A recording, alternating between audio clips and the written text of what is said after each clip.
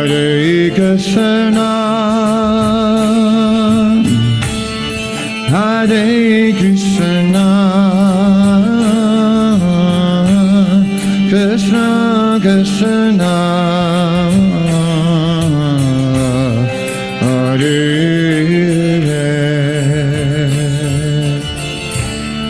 Hare Rama, Hare Rama, Rama Rama,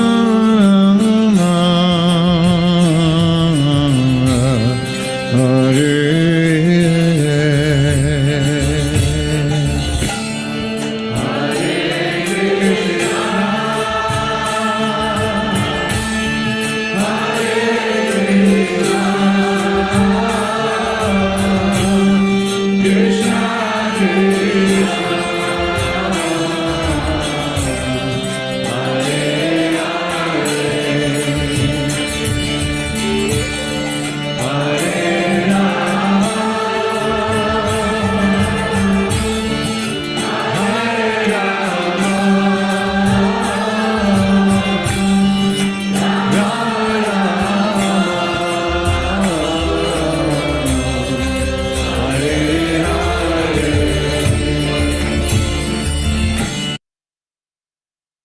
Hare Krishna devotees, please accept my humble obeisance of the Srila Prabhupada. Welcome devotees to our morning Bhagavatam class. This morning we continue with Srimad Bhagavatam, Canto 1, Chapter 13, verses 3 and 4. And the chapter is entitled Dhritarashtra Quits Home. We will start with the invocation prayers and we will go into the class discussion. Jayo Radha Madhava Kunja Bihari Jayo Radha Madhava Kunja Bihari Jayo Gopi Janavallabha Girivaradhari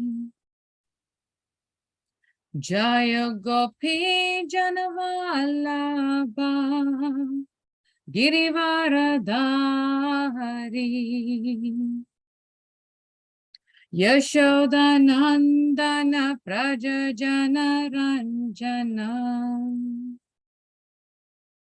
Yashoda Nandana Prajajana Ranjana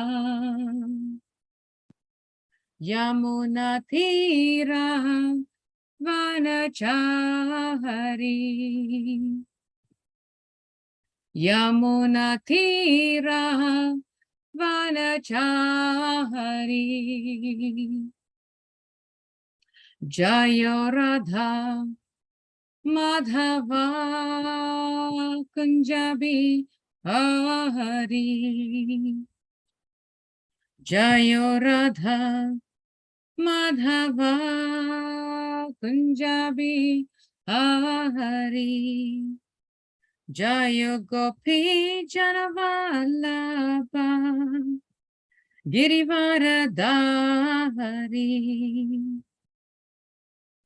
Jaya Gopi Janavallabha Girivaradhari Hare Krishna Krishna Krishna Hare Hare Hare Rama Rama Hare Hare Hare Krishna Krishna Krishna Hare Hare Hare Rama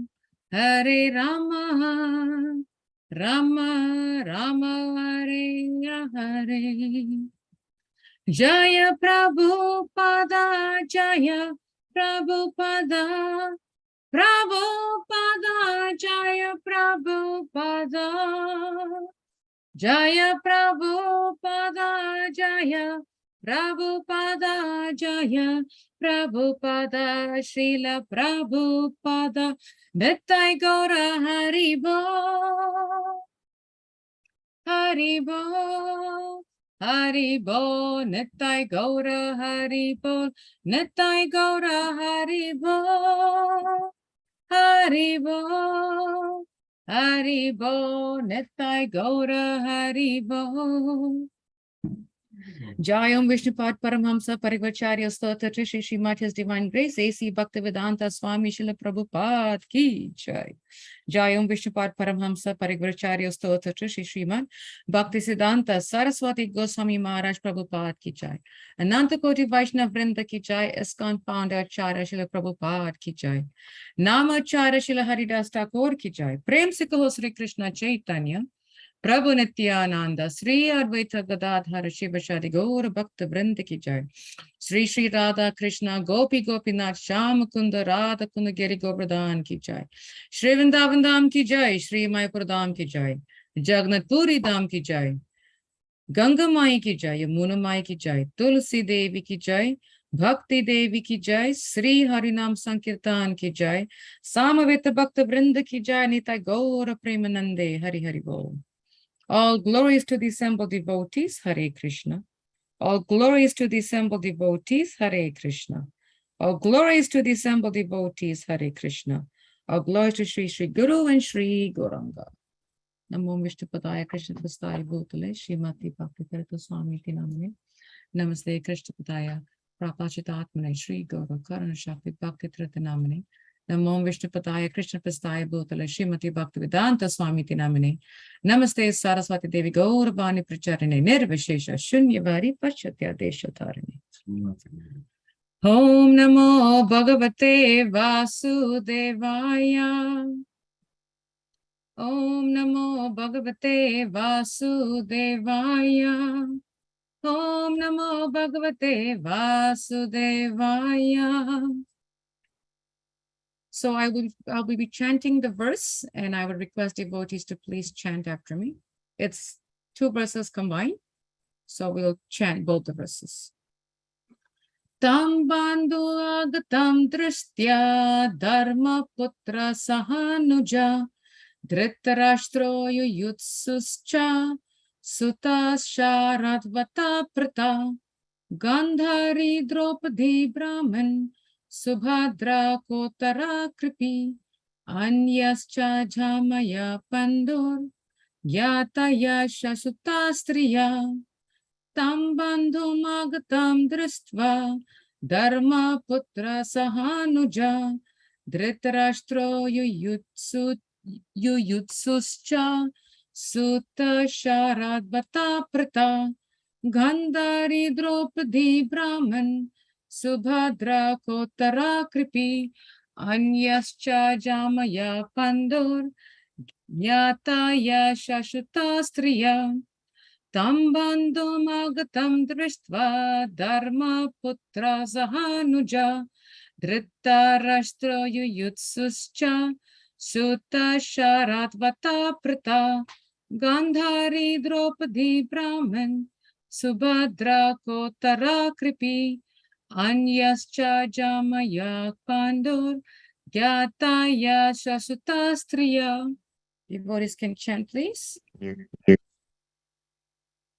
Tambanu agatam disva Dharma putra sahanuja Itarashto yususcha Sutta saravatva Pita Gandhari Dopalu Brahman Subhadra Chotara Kripi Anyascha Jamaya Pandu Yataya Jashitastriya. Hare Krishna. Anyone else would like to try? Any brave volunteers out there?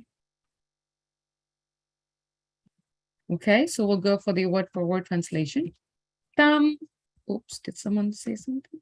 Okay. Tam, him. Bandhum, relative.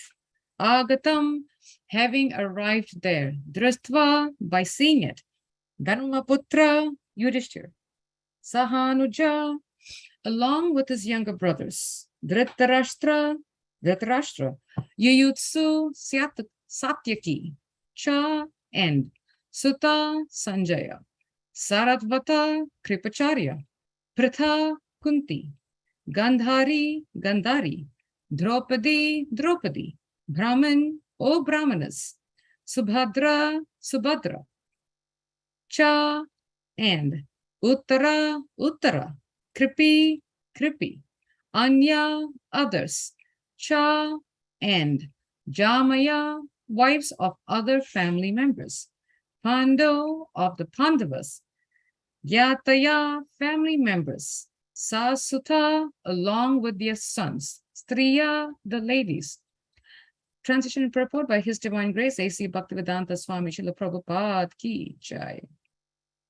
When they saw Vidur return to the palace, all the inhabitants, Maharaj Yudhishthir, his younger brothers, Dhritarashtra, Satyaki, Sanjaya, Kripacharya, Kunti, Gandhari, Draupadi, Subhadra, Uttara, Kripi, many other wives of the Kauravas and other ladies with children, all hurried to him in great delight. It so appeared that they had regained their consciousness after a long period. Purport. Gandhari, the idol chaste wife in the history of the world, she was the daughter of Maharaj Subala, the king of Gandhar, now Kandahar in Kabul. And in her maiden state, she was worshipped. In her maiden state, she worshipped Lord Shiva. Lord Shiva is generally worshipped by Hindu maidens to get a good husband. Gandhari satisfied Lord Shiva, and by his benediction to obtain 100 sons, she was betrothed to Dhritarashtra, despite his being blind forever. When Gandhari came to know that her would-be husband was a blind man, to follow her life companion, she decided to become voluntarily blind. So she wrapped up her eyes with many silken linens, and she was married to Dhritarashtra under the guidance of her elder brother Shakuni. She was the most beautiful girl of her time, and she was equally qualified by her womanly qualities, which endeared every member of the Kaurava court. But despite all her good qualities, she had the natural frailties of a woman, and she was envious of Kunti when the latter gave birth to the male child. Both the queens were pregnant, but Kunti first gave birth to a male child. Thus Gandhari became angry and gave a blow to her own abdomen. As a result, she gave birth to a lump of flesh only. But since she was a devotee of Vyasadeva, by the instruction of Vyasadeva, the lump was divided into 100 parts, and each part gradually developed to become a male child. Thus, her ambition to become the mother of 100 sons was fulfilled, and she began to nourish all the children according to her exalted position. When the intrigue of the battle of Kurukshetra was going on, she was not in favor of fighting with the Pandavas. Rather, she blamed Dhritarashtra, her husband, for such a fratricidal war. She desired that the state be divided into two parts, for the sons of Pandu and her own. She was very affected when all her sons died in the battle of Kurukshetra, and she wanted to curse Bhishma Sen, and Yudhishthir, but she was checked by Vyasadeva. Her mourning over the death of Duryodhan and Dushasan before Lord Krishna was very pitiful, and Lord Krishna pacified her by transcendental messages. She was equally aggrieved on the death of Karna, and she described to Lord Krishna the lamentation of Karna's wife. She was pacified by Srila Vyasadeva when he showed her dead sons, then promoted to the heavenly kingdoms. She died along with her husband in the jungles of the Himalayas, near the mouth of the Ganges. She burned in a forest fire. Maharaj Yudhishthir performed the death ceremony of his uncle and aunt, Pritha, daughter of Maharaj Surashen and sister of Vasudeva, Lord Krishna's father. Later, she was adopted by Maharaj Kunti Bhoj, and hence she is known as Kunti. She is the incarnation of the success potency of the personality of Godhead.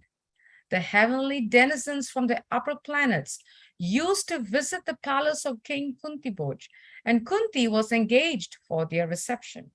She also served the great mystic sage Durvasa, and being satisfied by her faithful service, Durvasa Muni gave her a mantra by which it was possible for her to call for any demigod she pleased. As a matter of inquisitiveness, she had once called for the sun god, who desired couplement with her, but she declined. But the sun god assured her immunity from virgin adulteration, and so she agreed to his proposal. As a result of this couplement, she became pregnant and Karna was born by her.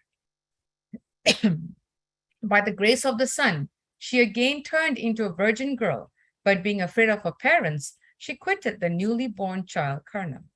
After that, when she actually selected her own husband, she preferred Pandu to be her husband. Maharaj Pandu later wanted to retire from family life and adopt the renounced order of life. Kunti refused to allow her husband to adopt such life, but at last Maharaj Pandu gave her permission to become a mother of sons by calling some other suitable personalities. Kunti did not accept this proposal at first, but when vivid examples were set by Pandu, she agreed. Thus, by dint of the mantra awarded by Durvasa Muni, she called for Dharmaraj, and thus Yudhishthira was born. She called for the demigod Vayu, air, and thus Bhim was born. She called for Indra, the king of heaven, and thus Arjuna was born.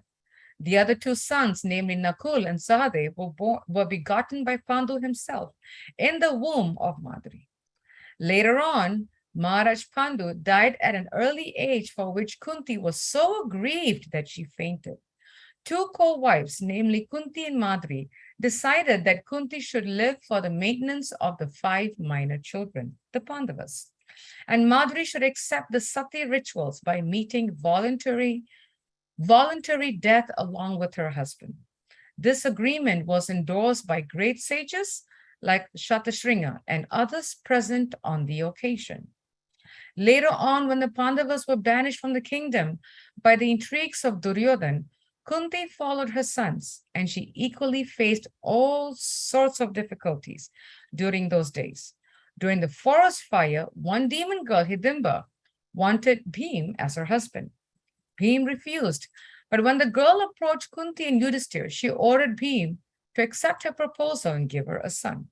As a result of this combination, Gatotkacha was born, and he fought very valiantly with his father against the Kauravas. In their forest life, they lived with a Brahmana family that was in trouble because of one Bakasura demon. And Kunti ordered Bhim to kill the Bakasura to protect the Brahmana family against troubles created by the demon. She advised Yudhishthira to start for the Panchal Desh. Draupadi was gained in this Panchal Desh by Arjuna. But by order of Kunti, all 5 of the Pandava brothers became equally the husbands of Panchali, or Draupadi. She was married with 5 Pandavas in the presence of Vyasadeva. Kunti Devi never forgot her first child, Karna. And after Karna's death in the battle of Kurukshetra, she lamented and admitted before her other sons that Karna was her eldest son prior to her marriage with Maharaj Pandu. Her prayers for the Lord after the battle of Kurukshetra, when Lord Krishna was going back home, are excellently explained. Later, she went to the forest with Gandhari for severe penance. She used to take meals after each 30 days. She finally sat down in profound meditation and later burned to ashes in a forest fire. Draupadi, the most chaste daughter of Maharaj Drupad, and partly an incarnation of the goddess Sachi, the wife of Indra. Maharaj Drupad performed a great sacrifice under the superintendence of the sage Yaj. By his first offering, Drishadumna was born, and by the second offering, Draupadi was born. She is therefore the sister of Drishadumna, and she is also named Panchali. The 5 Pandavas married her as a common wife, and each of them begot a son in her. Maharaj Yudhishthira begot a son named Pratibit. Bhimsen begot a son named Sutasoma. Arjuna begot Shrutakirti. Nakul begot Shatanika. and Sahadev begot Shrutakarma. She is described as a most beautiful lady, equal to her mother-in-law, Kunti. During her birth, there was an arrow message that she should be called Krishna. The same message also declared that she was born to kill many a Kshatriya. By dint of her blessings from Shankara, she was awarded 5 husbands, equally qualified. When she preferred to select her own husband, princes and kings were invited from all the countries of the world. She was married with the Pandavas during their exile in the forest. But when they went back home, Maharaj Drupad gave them immense wealth as a dowry. She was well received by all the daughters-in-law of Dhritarashtra. When she was lost in a gambling game, she was forcibly dragged into the assembly hall, and an attempt was made by Dushasan to see her naked beauty, even though there were elderly persons like Bhishma and Drona present. She was a great devotee of Lord Krishna, and by praying, the Lord himself became an unlimited garment to save her from the insult. A demon of the name Jatasura kidnapped her, but her second husband, Bhimsen, killed the demon and saved her. She saved the Pandavas from the curse of Maharishi Durvasa by the grace of Lord Krishna. When the Pandavas lived incognito in the palace of Virat, Kichak was attracted by her exquisite beauty, and by arrangement with Bhim, the devil was killed and she was saved. She was very much aggrieved when her 5 sons were killed by Ashwatthama. At the last stage, she accompanied her husband Yudhishthir and others and fell on the way. The cause of her falling was explained by Yudhishthir. But when Yudhishthir entered the heavenly planet, he saw Draupadi gloriously present there as a goddess of fortune in the heavenly planet. Subhadra, daughter of Vasudev and sister of Lord Sri Krishna. She was not only a very dear daughter of Vasudev, but also a very dear sister to both Krishna and Baladev. The 2 brothers and sister are represented in the famous Jagannath temple of Puri, and the temple is still visited by thousands of pilgrims daily. This temple is in remembrance of the Lord's visit at Kurukshetra during an occasion of solar eclipse and his subsequent meeting with the residents of Vrindavan. The meeting of Radha and Krishna during this occasion is a very pathetic story, and Lord Sri Krishna, in the ecstasy of Radharani, always pined for Lord Sri Krishna at Jagannath Puri. While Arjun was at Dwarka, he wanted to have Subhadra as his queen, and he expressed his desire to Lord Krishna. Sri Krishna knew that his elder brother, Lord Baladev, was arranging her marriage elsewhere, and since he did not dare to go against the arrangement of Baladev, he advised Arjun to kidnap Subhadra. So when all of them were on a pleasure trip on the Raivata hill, Arjuna managed to kidnap Subhadra according to the plan of Sri Krishna. Sri Baladev was very angry at Arjuna and he wanted to kill him, but Lord Krishna implored his brother to excuse Arjuna.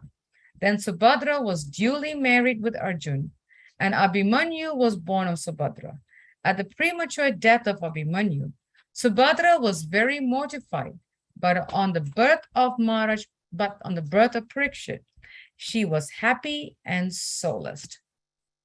Om Maganati Mirandyasya Gyana Gyana Shalakaya Chakshur Onmilitam Yena Tasmai Sri Gurave Namaha Jai Sri Krishna Chaitanya Prabhu Nityananda Sri Advaita Gadadhara Shiva Shadi Gaura Bhakta Vrinda Hare Krishna, Krishna Krishna, Hare Hare, Hare Rama, Rama Rama, Hare Hare. The translation again. When they saw Vidur return to the palace, all the inhabitants, Maharaj Yudhishthir, his younger brothers, Dhritarashtra, Satyaki, Sanjaya, Kripacharya, Kunti, Gandhari, Draupadi, Subhadra, Uttara, Kripi, and many other wives of the Kauravas and other ladies with children all hurried to him in great delight. It so appeared that they had regained their consciousness after a long period. So here, Srila Prabhupada speaks about he mentions 3 great women, but he lists few great women in his translation. And he described all these women in the purport to be chaste, ideal, and faithful. So I want to touch very briefly on Gandhari. My my learning, first of all, we have heard so much about Gandhari's chastity towards her husband, her faithfulness towards him, her dedication, her commitment towards her husband. And if we think about it, no wife would have tolerated the killing of the death of her 100 sons because her husband did not want to comply to Krishna's request. They wanted war. And as Sri Prabhupada mentioned, she blamed her husband for the death of her sons, yet she did not give up on him. She didn't walk away from him. She continued to serve her husband very faithfully and very ideally. She is described, another name for Gandhari is Tapasvini. She is described as an ascetic. And if you think about her life, it was a life of an ascet, of a sage, to blind, like as Sri Prabhupada said, she was most beautiful at that time. So to blind the eyes with fabric, with cloth, from the time of marriage up until death, that itself covers half of the beauty. Because we have heard and we have told that the beauty lies in the eyes, right? Somehow the eyes shows anger, shows emotions, shows frustration, shows pain, shows sadness. So she covered her eyes for many, many, many years, from the time of marriage up until death. So much so that even she, when she had her children, 100 sons and one daughter, she never saw them. She doesn't know how they look. That is definitely a life of austerity and sacrifice. She never saw her children. And because she never saw her children, she was blindfolded. That is why she's also addressed, known or described as an ascetic. And in Sanskrit, they call it Tapasvini. Very chaste, faithful, and ideal wife. In fact, Srila Prabhupada said that Gandhari was so chaste that she had some power because she stayed with and followed the regulative principles dutifully. If you remember the pastime of Gandhari, when she was, because she was a worshipper of Lord Shiva, Shiva Bhaktani, as they say, when her last son Duryodhana was the only one left to fight on the battlefield, and she asked him to go take a shower, take a bath in the river and come to her naked because she's going to strengthen his body like an iron rod. And she used her eyes. But of course, we know the pastime that, Duryodhana was caught by Krishna naked, and Krishna says, how would you go before your mother naked? At least cover your private area, and so on and so forth.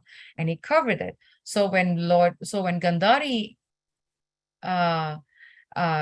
exuded her powers from her eyes to make her son's body as hard as an iron, the area that was covered was not protected.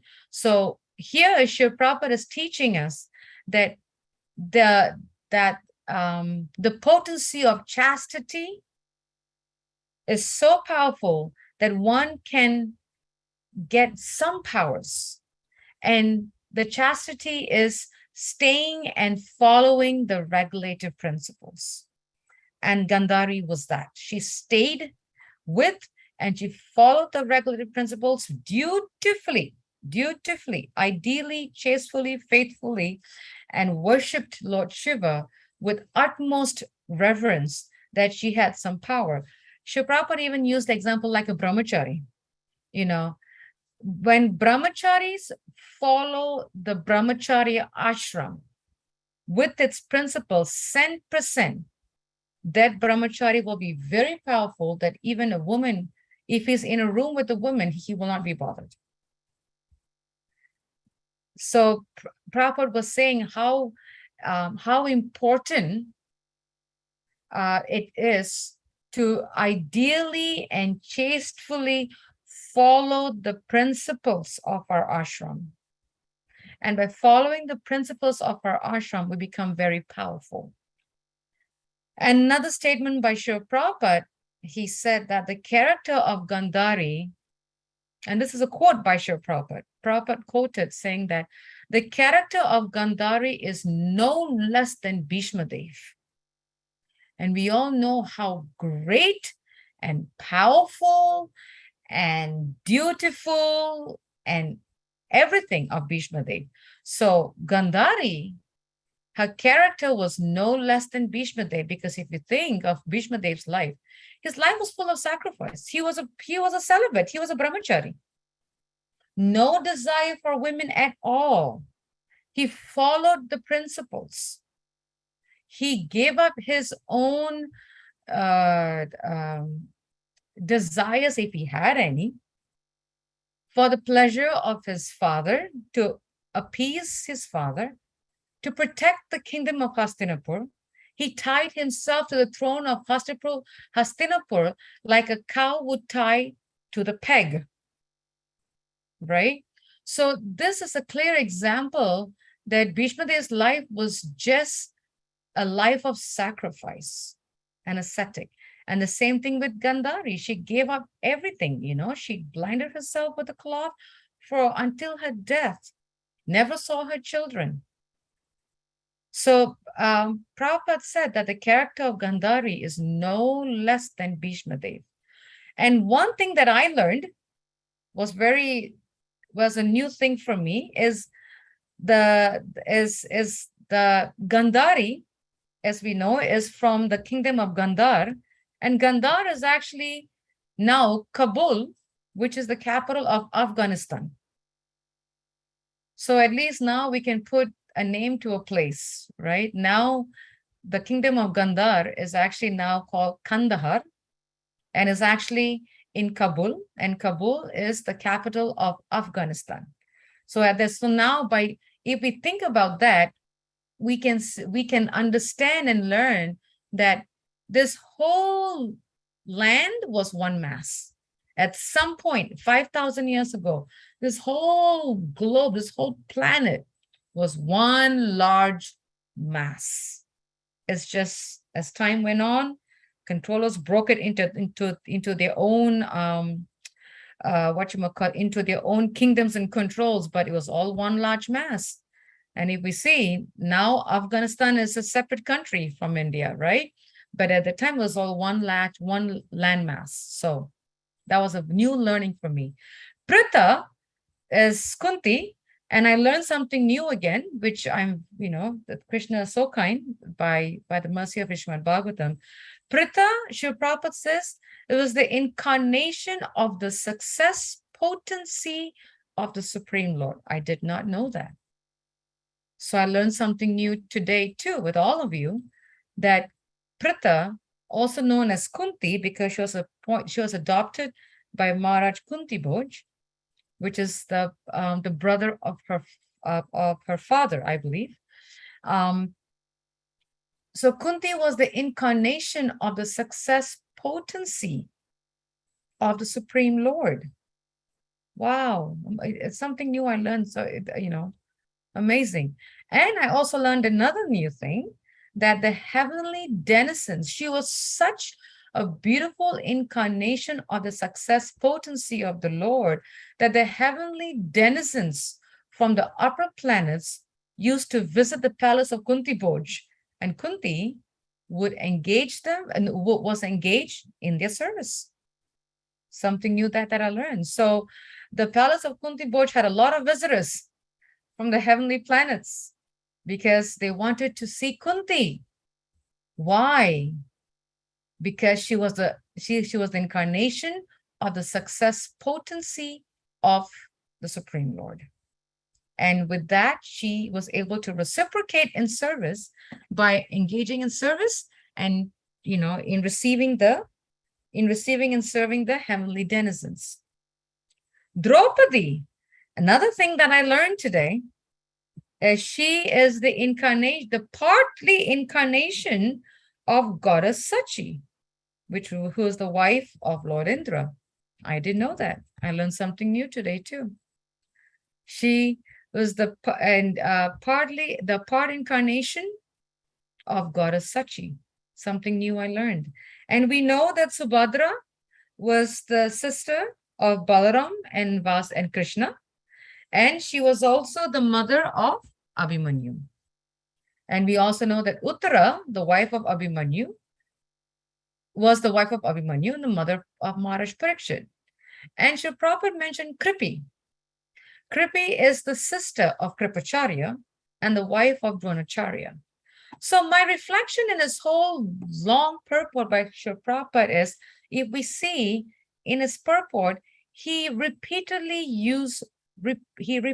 mentions the word chaste, chastity and faithfulness. Repeatedly in all these women that he mentioned here, Gandhari, Kunti, Draupadi, Subhadra, Uttara, Kripi. He addresses the point of chastity and faithfulness. So my reflection on this purport when I was preparing this class is chastity and faithfulness to the principles of Krishna consciousness gives one strength and power. So I'll repeat that again. Chastity and faithfulness to the principles of Krishna consciousness gives one strength and power. So what does chastity and faithfulness in Krishna consciousness mean? What does it actually mean? Like, we know we have to be followers. We know that we have to follow the principles. We know we have to be faithful, but what does it mean to be chaste and faithful in Krishna consciousness that will give one strength and power? Chastity in Krishna consciousness is really very challenging for any devotee who is on the path of Krishna consciousness. Very, very challenging. First of all, Kali Yuga is progressing like anything. So there's nothing good coming out of it. If so, it is going to, test us in our chastity, in our faithfulness, and in our surrender. So for women, we know chastity means to be loyal to her husband by mind, words, body, without deviating at any point. We know that. But for devotees, what does it mean? What does it mean to be chaste in Krishna consciousness? For the devotees, for us devotees who are struggling in this material ocean of Kali Yuga, it is more difficult for us to be chaste to the Lord. Because why? We are chaste to the Lord when things are going according to our desires. When everything is good, everything is smooth, everything is nice, everything is just as I planned, then we say, oh, Krishna, you're very nice to me. You're very, very kind. You have answered my prayers. I will forever serve you, right? But when something goes wrong that is not according to our desires, then we become unchaste. It's very hard for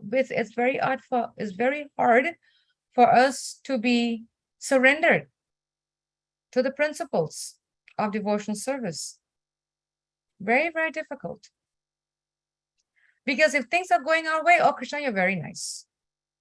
If things are not going our way, oh, Krishna, how can you be so mean? Or why are you testing me? Why are you punishing me? How come you didn't hear my prayers? Why are you torturing me? We have a lot of complaints. There's a very nice lecture by Mahavishnu Goswami. He left his body in 2008, I think, many years ago. Very senior ISKCON Prabhupada disciple, a sannyasi. He said, our chastity in Krishna consciousness is decided by two factors. And I would like us to make note of these two factors. Our chastity in Krishna consciousness is decided by two factors. One is unalloyed devotional service to the Lord. And forbearing all the trials and tribulations of this material world. We always broadcast, we always talk, we always preach, we always,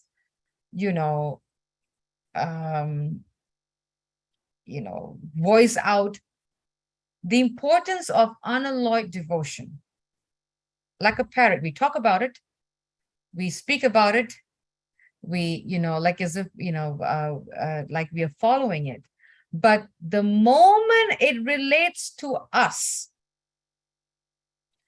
we tend to adopt the unalloyed devotional service with alloyed devotional service. Unalloyed devotional service is service without asking for any recognition, any fame, any gain, any glorification. Unalloyed devotional service is seeing it through, 100% attentiveness to the service and uninterrupted. And we know that, nectar of instruction. We know that. We've heard it so many times. But when it comes to us, the mind says, oh, I cannot do unalloyed, so I'll just do alloyed. Then we have to question our chastity to the principles of devotional service. Another point is forbearing. Forbearing is another very challenging task for any devotee. Because why? Forbearing means that we have to be very tolerant during trials and tribulations, during tests, during austerities, during sacrifices, during all kinds of things that come our way that we don't expect it to come our way, right? That's a very challenging task because at least I can speak for myself, most of us, including myself, we're not very, very tolerant. We're not very tolerant. We want immediate results from our devotional service, right? Like from Wednesday's class, Bhagavad Gita class by Balabhadra Prabhu, right? If we have been initiated for 1 year, oh, I've been initiated for 1 year, I should be giving class. Why am I giving class? If we have been initiated for 5 years, oh, I should be, my name should be on the top of the donor list plaque in the temple room. We want immediate results. We want immediate recognition, glorification, fame, gain, everything. Forbearing is such a difficult task because we are not able to be tolerant. We are not able to be patient. We fail to understand that devotional service is completely transcendental and is not related to any mundane achievements where we can quantify our achievements. It's not. Devotional service is transcendental. As we have mentioned it many, many times, devotional service is none different from Krishna, the deity, Krishna, the person, Krishna in the holy name, and Krishna, which is in the Bhagavatam. It's none different. So if devotional service is Krishna's personification, which is completely transcendental, how can we get immediate results when the Lord is going to decide what happens to us the very next moment? It is very subtle in nature, but at the same time, we can't perceive it at all. That is the beauty of devotional service. So if you look at Queen Kunti, who was one of the topmost devotees of the Lord, and her chastity in Krishna consciousness is unparalleled. Unparalleled, because if you think about it, and we all know Queen Kunti's life, what she went through. She spent more time in the forest than in the palace. She spent more time mourning than thinking, than crying, than suffering, than enjoying the fruits of the palace life. She spent more time praying to the Lord going through so much difficulties and trials and tribulations and sacrifices than enjoying the fruits of the palace life. And she's a queen mother. But because she was the topmost devotee of the Lord, she's unparalleled because of the two requests of the Lord. She made two requests to Krishna. Unalloyed devotional service to the Lord, and let the calamities come again and again. These two qualities make Queen Kunti the most exalted devotees, one of the most. Because of these two requests of by Queen Kunti to the Lord, she is one of the most exalted devotees of the Lord. And this quality made the Lord, this quality in Queen Kunti made the Lord so touched that he was willing to help the Pandavas in any circumstances.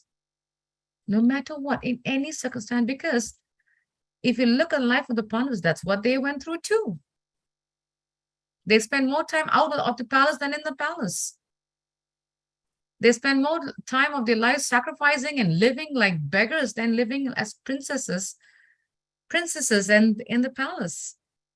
So unless we develop a bit of this chastity in Krishna consciousness, it's very hard for us to progress in our devotional path. Very, very difficult. We cannot be like Queen Kunti. We cannot copycat her. We cannot mimic her. But at least, in the sense that, we are not pure. At least I'm not pure enough to say, Krishna, give me all the calamities over and over again so I can remember you. I'm not. I'll be honest. I'm not. But at least what we can seek is when the miseries come our way, we take shelter of the Lord's mercy. At least that we should try to do. We cannot ask the Lord, please keep on giving me problems and calamities like Queen Kunti did. But what we can do is that the Lord sends calamities into our way. We can at least try to pray and seek the Lord's mercy to forbear, to be tolerant, and to be patient as we go through those miseries, and to focus our attention on the Lord during those miseries. At least that we should try to do. Queen Kunti clearly states how to have non-deviated attention, and that is serious engagement in devotional service and hearing about the Lord over and over and over again. The first requirement to become chaste is to have non-deviated attention.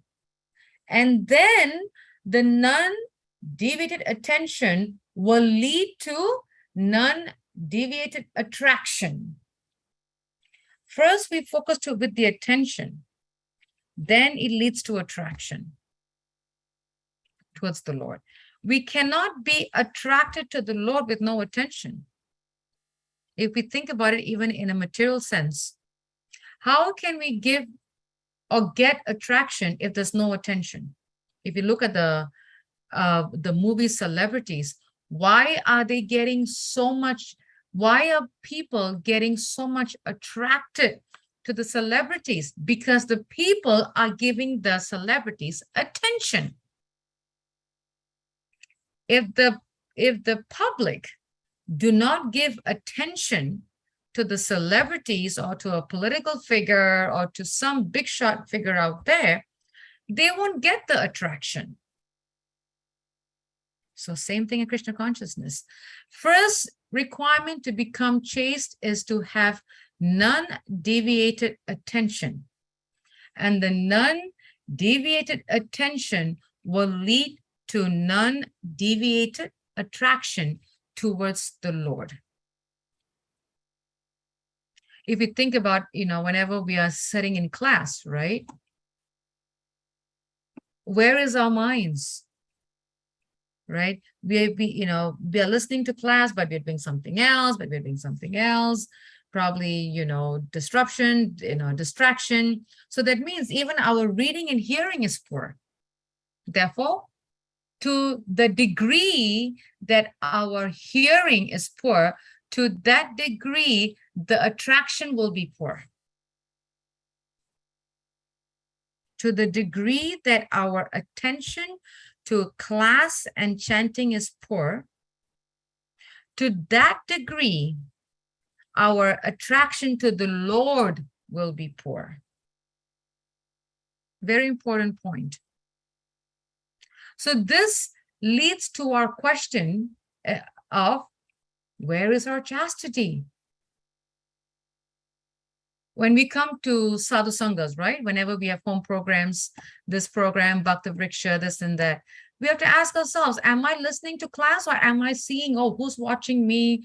Who's, seeing what sari I'm using? What did it think of me? Did I sit properly? We are so much focused on all those around us that we are not focusing on the person that's giving the class. And am I listening and paying attention? The whole devotional life is spent on this craving for attention, recognition, distinction, and profit. Therefore, our attention is very poor. Very, very poor. So therefore, even when we're sitting in class, our minds are here, everywhere. And when the mind is everywhere but not in class, then there's no attraction to the holy name. There's no attraction to the Supreme Lord. There's no attraction to devotional service. There's no attraction for reading. There's no attraction for hearing. There's no attraction even for sadhu sangha. So it comes back to attention. When we do these two things, serious engagement in devotional service and tolerating all the problems that come our way, and we seek the Lord's mercy and we pray to ask him to give us tolerance and patience, we focus our chastity in attentive hearing and chanting. Proper, full attention in devotional service, like a very nice quote from Chandramali Swami yesterday that I want to share with all of you, where he said, we have to be diligent in executing devotional service. That means to be on top of service and full attention. To be on top of service with full attention. That is diligent. So the more we hear, the more the soul is saying, I'm getting the Lord's impression. It's coming. And then the hard-hearted, the hard heart that we have been carrying for so many yugas, so many lifetimes, right? Will start melting in devotional service. Will start melting in devotional service. But it only starts from shravanam, hearing, attentive hearing. The factual position of the soul is to be naturally attentive and attractive. Like we talked about the celebrities, right? That is the natural position of a person, is naturally be attentive and naturally be attracted. But where are we focusing our attention and the attraction? That can only be done in devotional service. Like if we had to cut a carrot or a potato, can we look at someone and cut the carrot and potato? No, we're going to chopping our hands, right? Same thing. If we have to cut vegetables, we have to look at the vegetable and cut it. If we look someone else and do the cutting, we're going to cut our finger because we didn't have any attention. So it's so important that we renew our chastity in Krishna consciousness And how do we renew that? By attentive hearing, attentive chanting, attentive listening, attentive, non-deviated attention in devotional service. And the more we do that, the more it's going to give us the strength and the power to be tolerant and patient, to deal with miseries, calamities, problems, what have you. It starts with that. And this can only be cleared by devotional service. So there's no other way to be happy in this material world except by Srimad Bhagavatam and Bhagavad Gita. All the instructions that we hear in Bhagavad Gita and in Bhagavatam, we just follow it with chastity, with faithfulness, with dedication, full attention, which will, the more attention we give to our devotional service, the more attention we give to hearing, the more attention we give to listening and chanting, the more attention we give to reading, the more attracted we will be towards the Lord. Without attention, there is no attraction. So this is what I got from this class. This was my reflection from this class. Thank you so much for allowing me to share my thoughts. Would like to ask devotees if you have any comments, any questions, any reflection. Takeaway would be very great. Please do share your takeaways. I would love to hear your takeaways. At least one would be very nice. We should take away at least one takeaway from each class. Hare Krishna.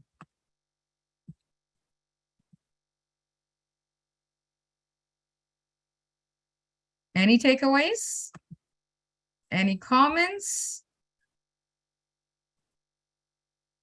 I hope.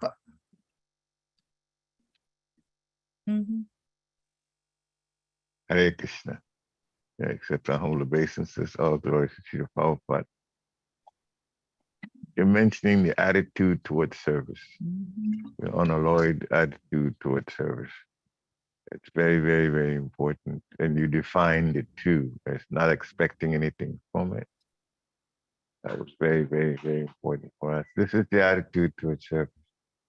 Krishna would actually, he says, he will actually carry what we lack and also maintain what we have. So if we give ourselves to him by serving him without expecting anything, we already know, because he says we're covered. And this is the Supreme Personality of God saying that we're covered. So his words are heavy.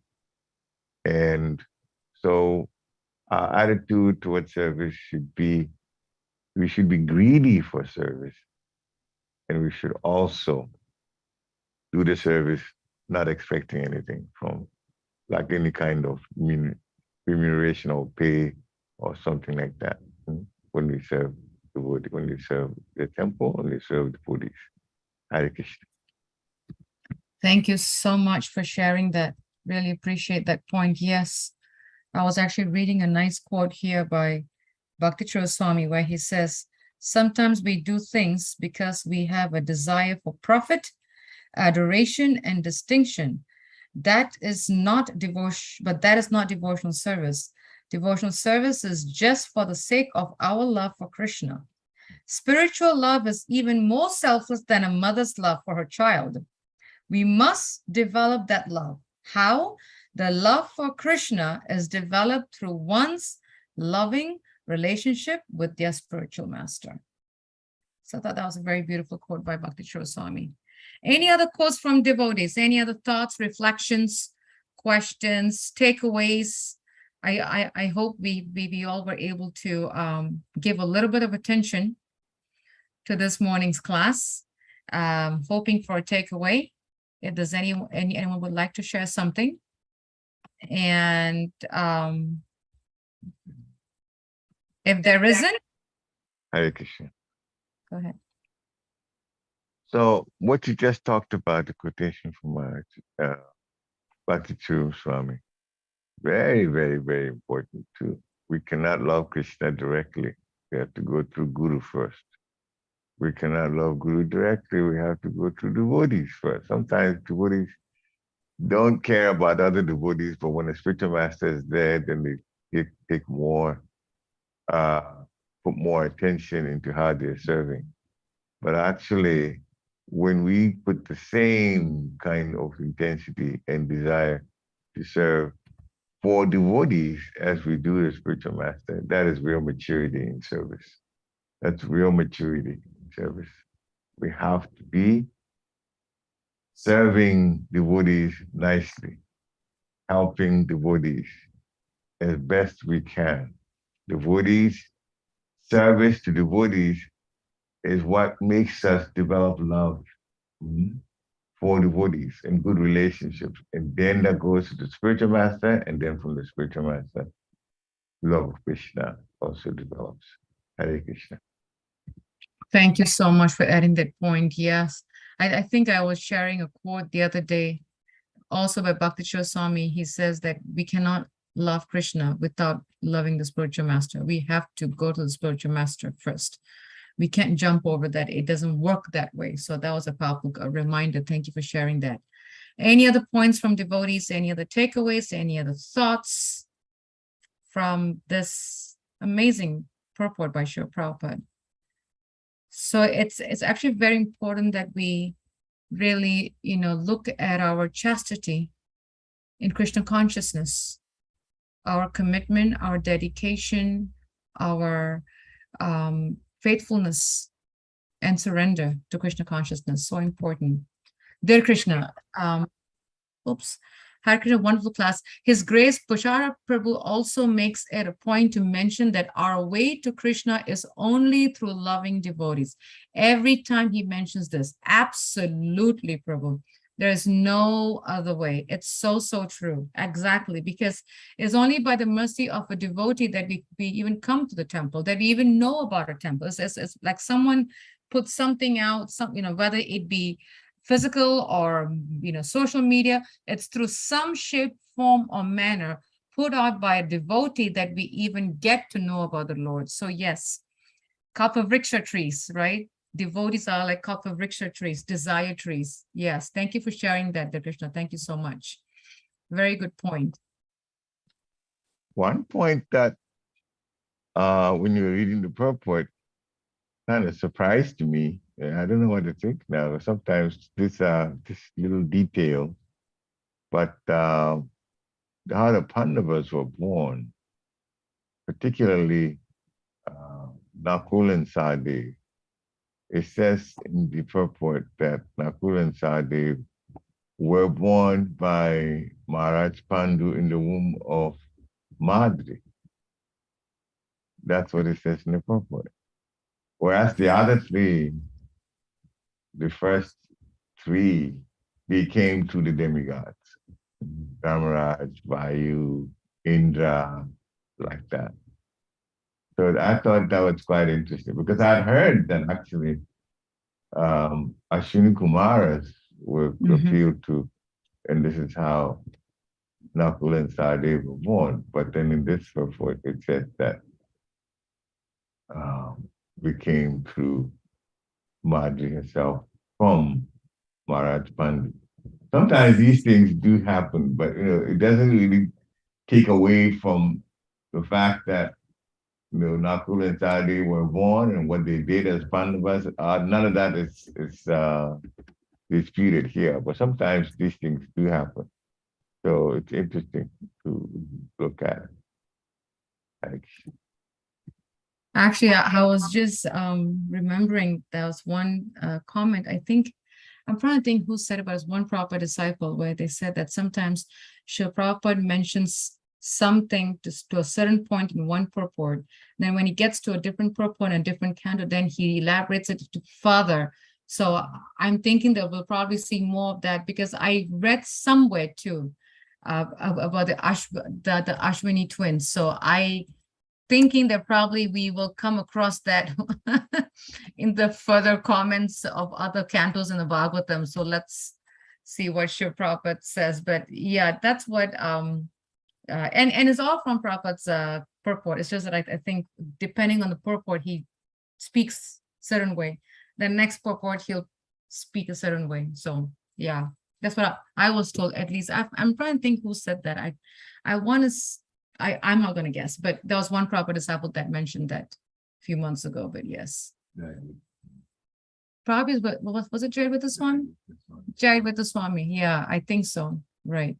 Yes, because he was the managing the director for the BBT at that time. Yes, he did say that. Yes, you're right. Thank you. If there are no comments and questions, thank you all for joining us, and look forward to seeing you all this weekend. This Sunday, we start our, of course, tomorrow we have our Berks Bhakti Yoga Janmastami, Radhastami post celebration. So please do join us if you can. And Sunday is the most auspicious day of the month that we start our Damodar month, where we will have, we'll offer candles to Lord Damodar, and we'll chant the Damodar Raskam prayer as a very, very special month. So please, it's very important that we start the first day of Kartik with auspiciousness by coming to the temple, participating in the program, and participating in the class, in the prayers, and prasadam, of course. Until then, Vanshakapatibhyascha, Kripasindhaveva Patitanam Pavanebhyo Vaishnavebhyo Namo Namaha. Srila Prabhupada ki jai. Glory to your Pope. Jai Srila Prabhupada.